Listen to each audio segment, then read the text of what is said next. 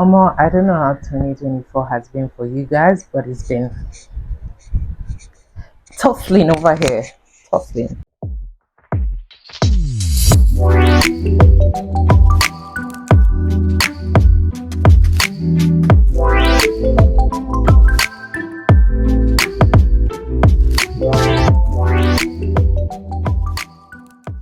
Alright, hello everyone, welcome back to my channel. My name is Hadiza, as you know already, and this is Africa Living with Hadiza. First of all, I want to say thank you to all my 917 strong subscribers. I appreciate you guys. You guys are the real ones, you guys are the best.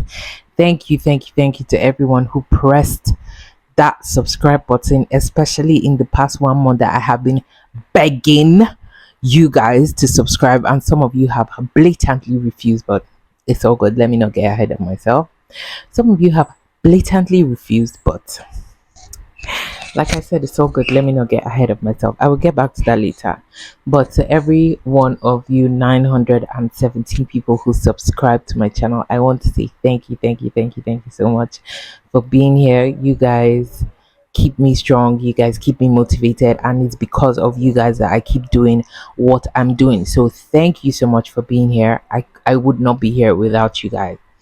Now, today is the 1st of June 2024. As we can see, we are 6 months strong in 2024. Woo! Can I hear a whoop whoop? Woo! Wow. So this video is more or less like a catch up. Let's talk about it. Let's talk about the year so far. Let's talk about what has been happening, and let's talk about how we're going to go forward in the year 2024. I mean, it's just like yesterday that we're all doing Happy New Year, celebrating the year just started, being so optimistic as we always are during New Year's, and now we are 6 months into the year. For me, 2024 has not been easy. I'm not even going to lie to anybody. 2024 has been full of it, full of a lot of challenges, full of a lot of questions, full of a lot of ups and downs, and well, let me not get ahead of myself. When this year started, I felt like I had every single one of my ducks in a row. I felt I had every single thing I wanted, to be the way I had visualized this year. I felt it was turning out perfectly. This year was going to be a good one, no problem, no worries, no wahala whatsoever. I got a job with this company. I was supposed to be relocating to Lagos. Everything was all hunky dory. I saw how it was going to work for me in building this brand, and then after like 3 months in the company, I realized that it was a lot of smoke and mirrors, and I had to do the bigger thing for myself and leave the company. And I'm going to talk a little bit on that because I think it needs to be said. A lot of Nigerian entrepreneurs, rather, yeah, a lot of Nigerian employers just wake up and start businesses and just be like, oh yeah, I have a fantastic idea. I have a fresh idea. It's like nothing anybody has seen before. I'm going to change the world, blah, blah, blah, blah, blah. Come and work for me, and they know deep down that their P's and Q's are not in process. They know that they've not crossed their I's, they've not dotted their T's, but yet they wake up and they start employing people. I feel it's a very ridiculous way to behave. It's a very ridiculous way to function in anything at all. As a business owner, the most basic thing you should have is a plan. If it is by goals, let us say that we're all living life based on goals, vibes, and inshallah. And horses will be riding. If wishes were horses, beggars will ride. I'm triggered today, so bear with me. Bear with me if I act crazy, but I think it needs to be said. We all dream. If I start to list my dreams for you people here today, we will not live here. I have dreams for this channel. I have dreams for my life. I have dreams for my family members. I have dreams for the kind of experiences I want in this world. I have dreams for the kind of life I want to live. I have dreams for the person I want to be, and all of these things. My dreams choke. It choke. But I will not call anybody out of their convenience and say, okay, come and work for me to help me build this dream, when I know I do not have the capacity to sustain you. Now, let's use this Africa Living with Hadiza channel, for example. Sometimes when I go to do my interviews, I do it alone. with my phone, with my tripod, with my gimbal. I'm working all three jobs by myself. I'm positioning tripod, positioning phone one side, positioning gimbal when I'm panning pictures. And then I get back home and I spend sometimes 12 to 24 hours, if not more, editing a single video. When I do all those my travel videos, if I don't travel with my friends or something, or I find myself alone in a destination I want to cover, I'm doing everything myself. And I know it's a shit ton of work, but I also know that I don't have the capacity right now to start to employ people to do this with me, because the business has not grown to that point yet. Once in a while my friends do come around, they are very gracious and they help me. Shout out to Valerie. You know, my friends are always there, they help me when they can. They help me to, you know, make the process as easy as they can for me, you know, from the goodness of their heart. And a lot of times whenever I have extra cash, I give them, because I appreciate that it is their time and their energy. They could have been doing anything else with their time. So anybody who sticks out their neck and say, okay, let me help you just to make the burden easier, I try my best to still compensate them, even if it's just taking them out for lunch if I don't have money that period, you know. So it would be ridiculous of me to say, okay, let me take a staff right now when YouTube has not even started paying me. I've not earned 1 naira. A fadding. Even the people that I interview or anybody will say, oh, take 50K. Thank you for all you do. Nobody. And I'm not even saying that that's not why I'm doing what I'm doing. I'm not waiting for somebody to say, oh, thank you for, you know, whatever it is that you're doing or whatever message you're trying to put out there. Yes, I'm working on this thing really hard so that one day YouTube would pay me, because the majority of my energy and time is being invested in YouTube. So of course I have the hope that it's going to pay off one day, and I know absolutely it's going to pay off. In fact, I am 100% confident that not only is it going to pay off, it's going to pay off tremendously. But right now that I'm still in the building process, I'm still in the figuring out process, I can't carry people and start saying, come and work with me based on vibes and inshallah, or because I know that the dream of this channel is going to take over Africa or whatever. I'm not going to call people based on ridiculous dreams and ideas and say, oh yeah, come, let's go together. Then at the end of the month, I'll be looking at you, might be looking at me, we'll be doing.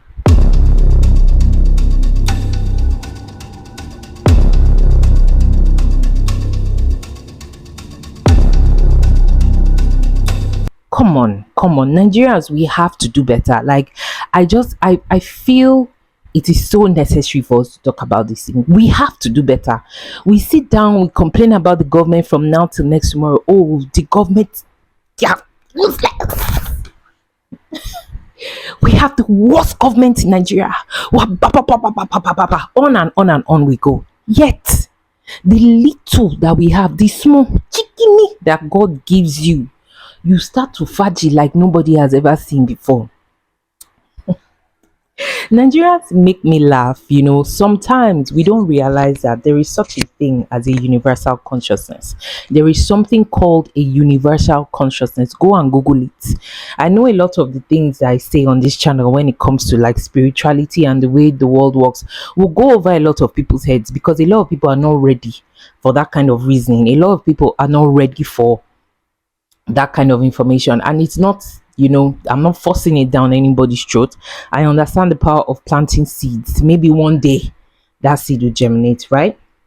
Now back to universal consciousness. The general thought process of a place, right, is what will give you back the kind of governance that you have, is what will give you back the kind of experiences, circumstances that you have, because that is the general thought process in a place. Now let's take Nigeria for example. The general thought process in this place is a thought process of lack, insufficiency, greed, selfishness, and a desire to be more than everybody else. I pass my neighbor. Now we have been so deeply ingrained in a poverty mind, in a scarce mentality, that we don't even understand that we are deeply ingrained. I'm going somewhere with this conversation. Yesterday I was reading this book. I'm in Kaduna in my parents' house, and my parents have a lot of amazing books. So every time I come around, I try and ransack the bookshelf for what I can take. So I was reading this book, Believe It to Achieve It, by Brian Tracy.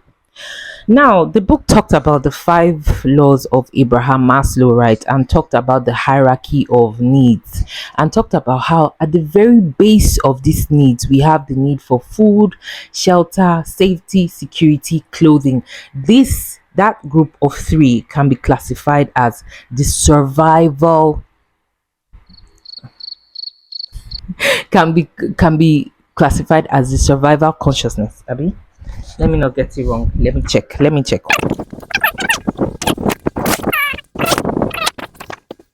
Okay, well, I don't know. Let me not waste you guys' time. Yeah. All right. He said, at the base of the pyramid of his hierarchy of needs is the need for survival, the preservation of life, the most powerful drive in human nature. Did we hear that? It is the most powerful drive in human nature. Once a person is assured of his or her survival, he graduates to the next level of needs. Right. Now, why was this important for me? Because first of all, he said these groups of needs is the most powerful, right? Is the most powerful drive for human nature, and people will do anything to fulfill those needs, right? And it dawned on me that 99.9% of us in Nigeria, we are living in this survival situation. We are just being driven by survival. We think that we're not, but we are actually driven by survival. Our actions show that we are driven by survival instinct, the desire to survive. Yes, I want to survive. A human being will go to any length to protect themselves. It is normal, right? A human being would cut other people down to protect themselves when they are at the basest of this point. Now, where am I going with all of this? A lot of these employers, right, that wake up in the middle of the night and decide that they have some illuminated dream from the ethers, and it is time to expand and grow and employ the whole of Nigeria to use them to catch crews, right?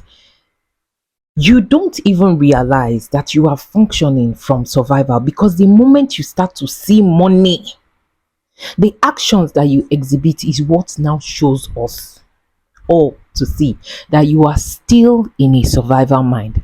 Let me take one entrepreneur, for example, because I had told one of my friends about this, my debacle with this tech company in Lagos that I got employed with, and she sent me this one that was trending on Twitter. I'm sure some of you may have come across it. That same tech company, a different tech company in Lagos, right?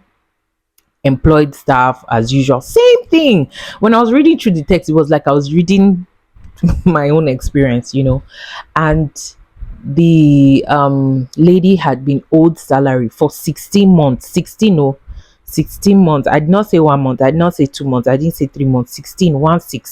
16 months comfortably they were owing her, right? So of course she went into this dragging with the CEO, blah blah blah, back and forth, and the guy was giving all sorts of stories as usual, all sorts of stories. Oh yeah, the company is being blah blah blah, let's jump off a call, let's jump on a call, why don't you jump off a cliff? Maybe you have sense. Then if you just take, instead of jumping on a call, jump over the let me not allow YouTube to, you will not allow YouTube to give my channel a strike. So she was having a conversation with this guy, and he was just going on and on, giving all sorts of excuses. Yes, blah blah blah, the situation of country, they are waiting for acquisition, they are waiting for payment, checking out, la la la la la. Only for my friend to tell me that, can I believe what this guy does, what his other passions are? He's a vintage car collector. Do you know how much one vintage car is? Vintage, oh, not normal car, vintage car collector. He has an entire collection of vintage cars that he just parked somewhere for people to come and see him and say, Dogo, after you now you. That's how a lot of us Nigerians reason. Oh. And you are owing people salary, you are owing people for 16 months, yet you are a vintage car collector. Ogungo fire Then you. tomorrow we now just want to have good governance, let somebody just come and be good to us. How is it supposed to happen when our general consciousness is one of lack, greed? self-aggrandization, instant gratification, especially when we have people that are tied to us. Why do we behave like this? It will always be mind boggling for me. I remember this real estate company I used to work at before I left. Anytime there is money in that company, that's when our CEO is buying new cars. That's when he's traveling all over the world. That's when he knows that there is one land in the middle of Katampe extension. Let's go and purchase it. Then he'll go and enter inside problem there. That's when he knows that, oh yes, he wants to build the seven seas and the seven oceans in Abuja. He wants to bring Dubai to Abuja. So let him pack like 20 staff to go on an expedition to Turkey. You go Fairmont, go pack. Let's go on a scouting mission to Turkey. Let's go and scout and come and build it in Nigeria. And then you take millions, millions, millions of dollars and you travel, you stay in the best hotel, have the most lavish time, and then you come back to Nigeria, you can't pay people salary, you can't pay people commission, you are owing. Come on, come the F on. For God's sake. Excuse my French. But I am wowed by people's character. Truly. I am wowed. I wake up every day and I'm like, wow. Nigerians will never cease to amaze me. And then we now expect it's the same people that will sit down and be complaining the government is terrible. Let's vote. Let's go out. Let's do this. Enough is enough. Nigeria must change. But within your own jurisdiction, it's a mess. We don't understand that everything that we have is a microcosm of this country. If it is an office that you have, it's a microcosm of Nigeria. If it is a church that you're running, it's a microcosm of Nigeria. Even if it is a family you are running, it is a microcosm of Nigeria. Whatever you do in that little is what you will do in much. So how do we expect ourselves to have a government that suddenly knows what to do when the average Nigerian would not do what they know is the right thing? They will do what they know benefits them. How do we expect to have a government that is better than us when the government comes from within the people? The government is just a reflection of us. I think we need to hold ourselves to a certain point of accountability. We need to be able to hold ourselves accountable to our actions. We need to have integrity. It starts from you. Every single Nigerian has a role to play in making this country better. If we think that one day one government will just wake up and say, oh, I'm ready to change the country, it is you people, you people are the ones that will frustrate such a government to failure, because we are so used to corruption. It is eating so deep to the fiber of our beings in this country. And I'm not here trying to raise myself up and make myself seem as if I'm better than anybody else, or me too have not been affected by the environment that I live in. Absolutely I have.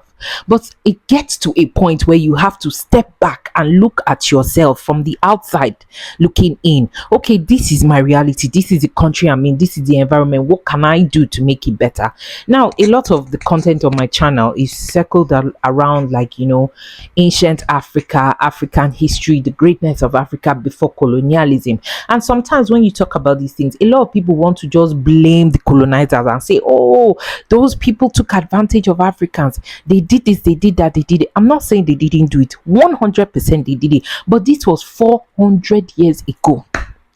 When are we going to start to take accountability for what we are doing now, is my question. This was 400 years ago. And yes, I know that the effects of slave trade, colonialism, and all those things cannot be washed away in a day. But when is that day going to come that the average Nigerian is going to start to take accountability for their own actions and the things that they do, so that we can know that we're actually going somewhere? right? When is that day going to come? That's my question. And I want to put it to every single person that will get to watch this video. You have a responsibility.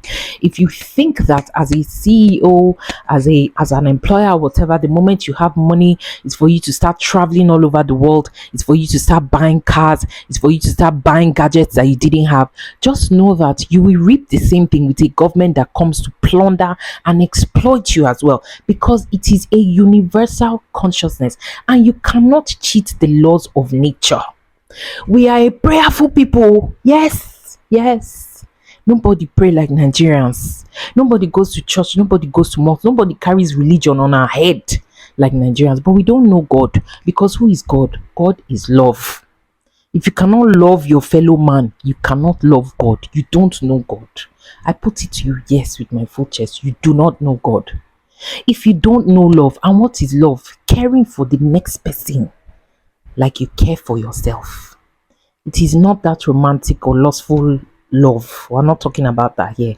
We're talking about the essence of love, the tiniest essence of love, which is I love my neighbor like I love myself. I'm looking out for you like I'm looking out for my own self. I will not cheat you because I want to move forward.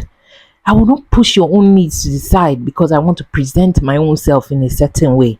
Until we get to that place as Nigerians, we don't know God. We're playing religion and going to church. That's the truth. And we're going to the mosque and wherever it is that we go.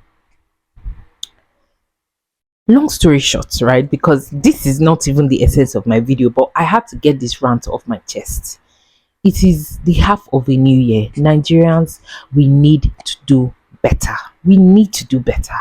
Every single one of us has a responsibility. Yes, you might say, oh yeah, I'm not a public figure, I'm not a government official, nobody listens to me. Everybody has their own little jurisdiction. Everybody has their sphere of influence, no matter how small it is. Within that sphere of influence, seek to encourage every single person there to a higher consciousness. If all of us can rise to that higher consciousness, we would have good governance. We will have a country that functions. We will have a society that works. But right now, our consciousness is in the gutter, is in the toilet. The dirty, very stinking toilet, as a matter of fact, public toilet. And we need to take it out from there. It's not by prayer, it's not by voting. Let me just say it. Yes, you can vote if you want to vote. Please, it's good to vote. Vote. Your vote doesn't count, but vote. Do you understand? But at the end of the day, where does real change start from? It starts with you. It starts with me. When I look around myself and I say, okay, what can I do better? That is not just a reflection of me, but a reflection of my country and a reflection of the generations that will come, that will meet whatever mess it is that has been left by us. It is your responsibility and it starts with you. So thank you for coming to my TED Talk. Let's move on to the main part of this video. Ashe. So yeah, this video is going to be a bit on the long side. If you want to watch. If you don't want to watch, please. I'm done begging anybody to watch my content, begging anybody to subscribe. If you not like, subscribe. If you not no like, Naisabi. I know my content is good. And I'll keep doing the best that I can. I'm just joking. I love you guys. I love my subscribers. I love you guys to death. But you guys that will come and watch and you will not subscribe, you're on your own. I mean, I was checking my YouTube analytics one day and I realized that 95% of the people that watch my content, 95% of the people that watch my content are not subscribed. What are you looking for here, please? If you can't subscribe, get out. Rubbish.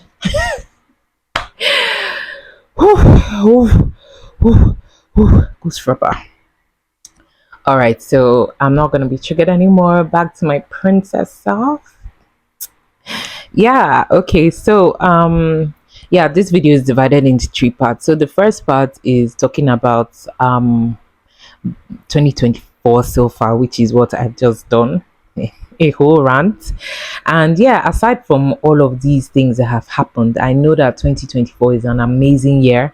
I know that whatever happens for me in my life is a lesson. I see it more and more every day that life is happening for me. not to me, and with this I'm going to lead to the second part of this video. Now the second part of this video is setting our goals, moving how to move forward with our goals, and how to deal with disappointment when you don't quite get what you want. Now this is June, like I said, and I know that at the beginning of this year a lot of us had expectations. We still have expectations of what we want the year to be, of what we want to achieve from the year. I'm speaking for myself. I don't know about you, but I'm speaking for myself. A lot of the things I said I wanted so far that I should have gotten by now, I've not gotten them. And I'm the kind of person that I think I function really based on goals, checking things off my list, saying, oh, I've achieved this, I've achieved that, I've achieved this, and I've been in a place where I've attached a lot of my self-worth and my sense of self, right, to my ability to achieve these goals. And sometimes when I don't achieve them, it can become very heavy for me, right? It can become very draining, depressing for me, because I start to look at myself like, what am I doing wrong? I start to overanalyze every single thing. Oh, what can I do to make things better? What can I do to bend the universe basically in my favor? And I'm beginning to understand what I will call detachment, right? Detachment from goals, detachment from outcomes, right? Not detachment from goals. It's important to have your goals. It's important to keep your goals in front of you, because that's what gives you the strength to keep going forward, the passion to keep going forward. If you didn't have anything you are living for, it will be more difficult getting up every day. But sometimes when you have goals, it gives you a strength for something that you're working towards, right? So for me, I'm trying to learn to stop being attached to the outcome. As of June 2024, like I just said, there were a lot of things I felt I should have achieved. And this morning I woke up, groggy, and I spoke to my family, because like I said, I'm in Kaduna, so my sister and the kids are all together in Abuja. So my mom was speaking with them on the phone video call, and then I was speaking with them as well. And then my nephew now comes and says, Auntie Tutu, you did not hit 1,000 subscribers, let me shall let you know. And I was just like, this boy at you.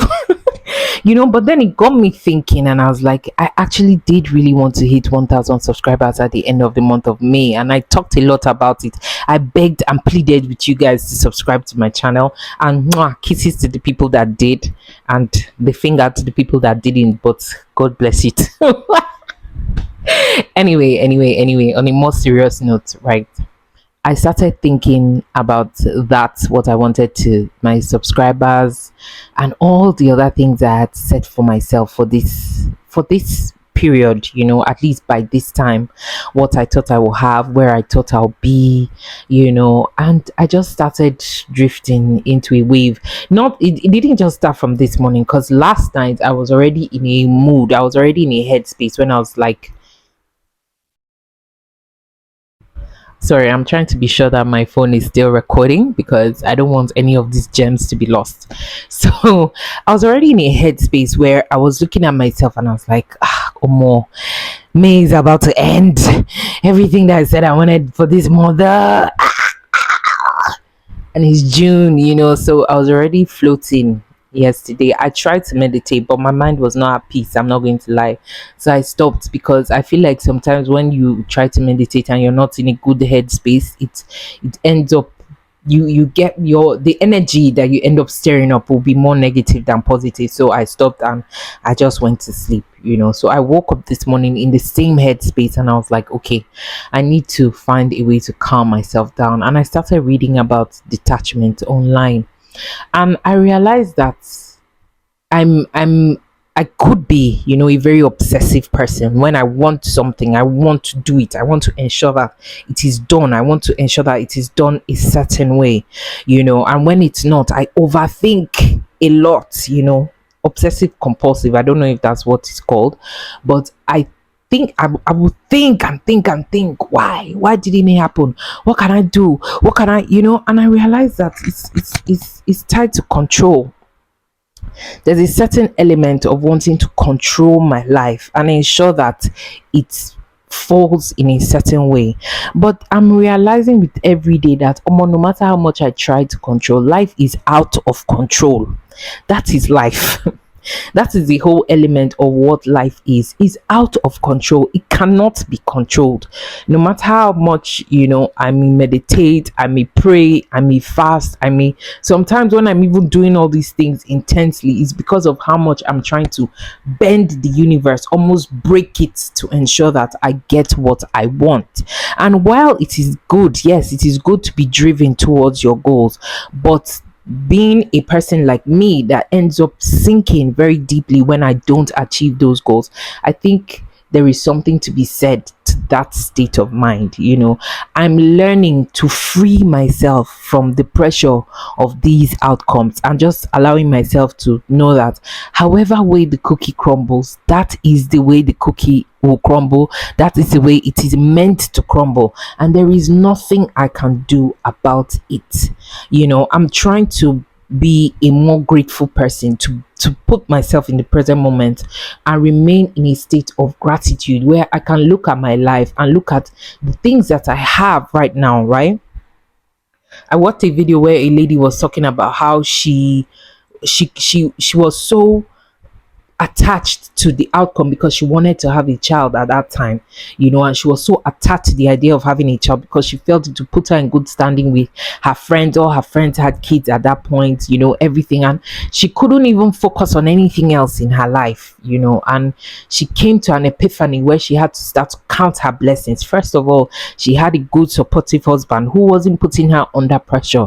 She had a thriving business that she and her husband were building together. She had a book that was coming out, and then she started to generate those feelings of gratitude and be like, thank you, thank you, I thank you for these things that I have, and from being in that present moment, it started freeing her mind from her desire, and she threw herself so deeply into the book. She threw herself so deeply into gratitude for her husband and nourishing that relationship, and she threw herself so deeply into the business that she and her husband were building together. And like 2 or 3 months down the line, she was pregnant and she didn't even know that she was pregnant. So I realized that life happens when we take our mind off that thing that we so desperately want. It's like this example that I always give my sister. Every time we're waiting for taxis, every time, go and try it yourself. Every time we're on the road waiting for cabs, you might wait and wait and wait. You won't see a single cab. The moment you turn around and you're like, please, let's find another option, let's order an Uber, or let's walk, let's start walking down the road, I kid you, like this, 6 cabs will just appear. It happens over and over again, and it is another universal law. It is life showing you that you have to let go. And for somebody like me, I'm not going to lie, that letting go is not easy for me. It's not. It has never been, and I'm still struggling with it up till now. I'm still struggling with letting go of the attachment to outcomes, letting go of my desires, letting go of it's hard. I'm trying to understand the how. How do I draw the line between I want this thing, I want it to happen for me, and then I need to let it go so it will actually happen. It's a very confusing place to be in, but I'm trying to figure it out. It's like life responds to you when you're from a place of ease, right? From a place of peace. It's like they say in sales and marketing, if you are a salesperson that is that you're desperate to make a sale, I want to make a sale. From the moment you're calling your customers, they can hear that desperation in your voice. It's like, please come and buy from me. You're marketing, but what they are hearing from you is, please come and buy from me. My rent is about to expire. My car is blah blah blah blah. My mom is in the hospital. Blah, blah, blah. Do you understand? That's the energy they're receiving from you, and most often than not, they will not buy from you. Those people that come with that energy of, oh, it's so good, man, I just closed like 5 sales already. Yeah, this is my 6th, or is it 7th? Is it the 7th sale? I don't know, guy, but yeah, do you want to buy? Do you want to buy, or you're not interested? If you're not interested, it's all good, but yeah, if you want to buy, no problem, we can run something out for you. Those are the people that keep selling. It's like something that the Bible says, to him that has, more will be given, and to him that doesn't have, even that little that he has will be taken away from him. Now, what I interpret that to mean is that the universe functions from a place of rest, right? When you're putting out that desperate energy, what you're telling the universe, what you're telling the ethers is, I don't have. And because we are energetic beings and everything in our life functions based on energy, you might be saying, I want, I want, I want, but the energy that you're putting out is, I don't have, I don't have, I don't have. And that's what you're calling back to yourself. That's what you're calling back to yourself. So it's a huge paradox. It's a very, very huge paradox. And obviously we wish life was easier. It's like the way people go and pray, pray, pray, pray, pray, but then you come out from that place of prayer and then the worst now ends up happening, because the state of your mind is already that state of confliction, fear. What if it doesn't happen? Okay, if I don't pay my rent, will they throw me out? Blah, blah, blah, blah, blah. Your mind is raging, fighting wars. And sometimes we look at prayer, meditation, and all of those things like something that we do. Oh, let me go and pray. Oh, let me go and meditate. Let me go to my Zen space. Let me meditate. But you are praying every moment, you are meditating every moment, because the deepest contemplations of your mind state, the deepest parts of your thoughts, those are prayers. You might sit down and be in a Zen state and meditate for like 30 minutes, 1 hour. You're fighting with your brain to keep it cool, and let's say you succeed for 20 minutes out of that 1 hour to calm your mind. You're in a good place, but then you go back into your reality and it's tossing every day. That is going to be the baseline of your thoughts. And I think I want to attach this to what I said in the beginning about Nigeria and the third world, and how we are in a survival climate, is because the environment around us is thick with that air of survival. When you go out, you see the hunger on people's faces, you see the struggle in the air. It's all around us. We are engulfed in it. So I feel for us in this part of the world is a harder fight, to put our mind in a state of possibilities, because all around us, we are inundated with impossibilities. We're inundated with lack, we're inundated with greed, we're inundated with selfishness, so it takes you to be of a very high consciousness to be able to maintain a thought process that anything is possible, because anything is possible. The truth is, whatever reality we know today was a reality that was taught to us. Abundance is actually all around us. If we look at everything that nature gave to us, it was given in abundance. The air we breathe, you can't quantify it and you're not paying for it. Water of the oceans, no matter how many buckets you fetch, it replenishes itself. Same as the sun, it rises every day. The moon is there to calm us down. The earth gives to us in abundance. Rain falls in abundance. This is the representation of what life is supposed to look like for us. It is actually abundant, but we have learned a consciousness of lack. We have learned a consciousness of not enough, because that is what our society reveals to us every day. That is what our society represents to us every day. And because of how strong the power of your subconscious mind is, it picks all of that up and it rests with it as its own truth and its own reality. So long story short, right, I know this has kind of moved away from the detachment we're talking about, but long story short, I feel we need to constantly inspire ourselves to a state of abundance, knowing that because you don't have it now doesn't mean that it's not going to come. There is more than enough to go around for every single one of us, and your dreams are valid. You can have what you want to have. You can have absolutely what you want to have, from a point of giving gratitude and having that like full confidence that it's mine and it's coming to me, right? And then letting go and just being easy breezy, nice and easy. It's like, have you watched Sorry to Bother You? Sorry to Bother You is one of my favorite movies. I'm obsessed with Lakeith, so maybe that's on one end, but I love everything that he does. And Sorry to Bother You is way up there. Now, there's a part in that film that really stood out to me where he was sticking to the script, right? Stick to the script. It was a marketing company. They were a phone, call marketing company. So when he first came, he will take the script and try to be selling to people. I'm here to sell you this insurance, blah blah blah blah blah. Before he can get towards him, they've hung up the phone on him, because that was the energy he was giving out. I need to sell, I need to sell. If I don't lock one out, if I don't lock one down, they're going to sack me. And he was living in his uncle's garage. He was driving a beat up car. He had nothing. He was on the ground.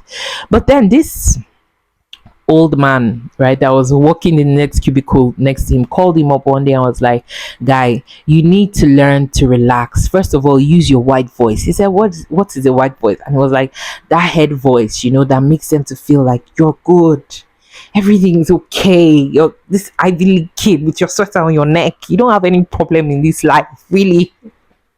And then he started using that head voice and be like, "Hi, yeah, my name is whatever his name is. My name is like Keith. I'm calling you from, sorry to bother you, but I want to talk to you about blah blah blah blah blah. Oh yeah, can we catch up over golf on the weekend?" And the guys are already like, "Oh yes, yes, who is this guy? Let's be friends. Not only will I buy from you, I'll be your friend." So it's just a very interesting paradox that life kind of responds to ease. When you're at ease with what you want, you're telling all of this universe that is constantly listening that I'm good. I have it all already. I'm in a place of gratitude and I'm saying thank you. No matter what I'm seeing around me with my physical eyes, no matter what I'm seeing in this 3D, I know that this universe is constantly listening to me, and I am at ease with myself. I am at peace with myself, and everything I want is coming to me from that place of ease. From that place of ease. I can see my reflection at the back, so that's why I'm doing this, because I need to be sure that I am recording. So this is as far as we can go in today's video. Yes, I know that it's already long, just take it like that, take it or leave it, but I still believe that 2024 is an amazing year. I believe that the best is still in front of us. I believe that you should go fearlessly into the night, relentlessly chasing your goals, determining that what you want to happen for you can and will happen for you. I want to say thank you to everyone who has been watching my content so far. This channel is really a mixed bag of different things. I want to talk about the 5 different things I'll say this channel is surrounded on before I close. Number 1 is travel and tourism. Number 2 is history and education. Number 3 is lifestyle ish. 4, social commentary. Yes, a little bit of social commentary here and there. And number 5, people, because I feel like the stories of people, amazing African people, is so important. So a lot of these things might not necessarily correlate. I don't have one thing that I'm sticking with, and I will most likely keep it like that. I know people say, oh, it's better to niche down, do one thing, and the whole of the algorithm will respond to you for that one thing. Well, fantastic. I'm not monetized yet, so I think it's within my right to do whatever I want to do. So yeah, I'm enjoying the process so far. I'm not going to say that it's always easy, because a lot of times I want to just be like, just F it, let me just go and find somewhere else to pour my energy into. But I feel I'm a creative, and I honestly enjoy creating videos. I honestly enjoy doing YouTube. I honestly enjoy telling African stories. I honestly enjoy social commentary, because I feel like my points do matter, my opinion is valid, and my thought processes are seeds that maybe one day will germinate. I'm not saying, oh, I'm here to change the world. I'm not saying that I have the next big idea that will turn the world on its head. No, I don't. But I know that I have seeds. I know that the passion behind those seeds will make them germinate, and maybe one day it touches somebody who has the capacity to actually change the world, and I would have contributed my quota to making my world a better place. So thank you so much to everyone that watches. Thank you so much to everyone that has watched. It's an amazing new month of June ahead of us, and I wish all of us the very best. I wish you a great time. I wish you, the power and the courage to live your life freely, unabashedly, uninhibited and spontaneous life. Live it the best that you can, because it's only one that we have. And very soon it will be all over Jackie. Don't cry, don't beg. All right, thank you guys so much for watching. Subscribe to my channel. Subscribe. If you like, don't subscribe. Now Isabi, I'm not gonna beg you guys again. If you want to subscribe, subscribe. If you like, don't subscribe. But if you subscribe, you're a real one, and I love you guys so much. Thank you for watching. Peace.